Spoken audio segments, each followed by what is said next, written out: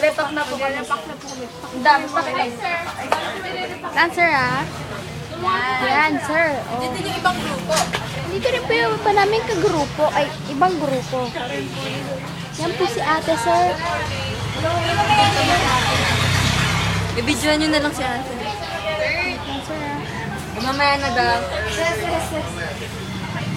Uy, mamaya na daw. Guys, good morning. I'm Ronaldina Forrest or Ma'am Rona. I'll be handling kasi yung emergency response unit ng SPS Red Cross. And at the same time, ako kasi nag-handle ng relief operation namin dito. So, itong relief na to is hindi po for Las Piñas. This is for Mindanao. Sa Metro Manila South, sa amin bumabalik sa community. So, from Alabang, iba from Cavite or ibang area, dito sa bumabalik sa kaya sobrang bulk na relief sa amin ngayon. So, kailangan natin gawin is i-repack yung mga goods.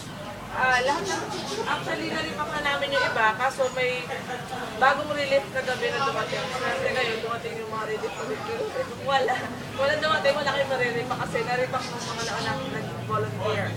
So, ito is from isang major company na partner namin na regular pag may disaster, automatic nag-aalat sila ng fund or Red Cross para magbigay sila ng relief.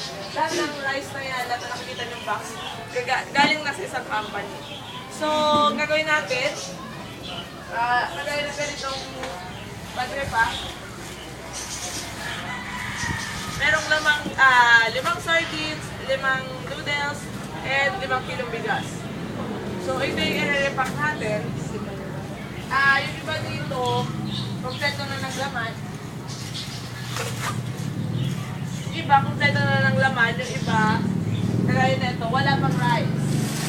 Bakit wala pang rice? Kasi nung nirepack namin to, naubusan kami ng rice. So, priority namin is ma-repack muna yung ibang goods na natitira. So, for now, ang gagawin natin is sort muna lahat ng goods by sardines, noodles, chicken bab, beef, kung anong variant tong nandyan. Then, yung mga delata, ganun din. Isusort ko din isa-isa kung yung ano yung pagkakapare-pareho. And pag nag-repack tayo, hindi kasi allowed na maglagay ng any pork sa i-repack natin. Why?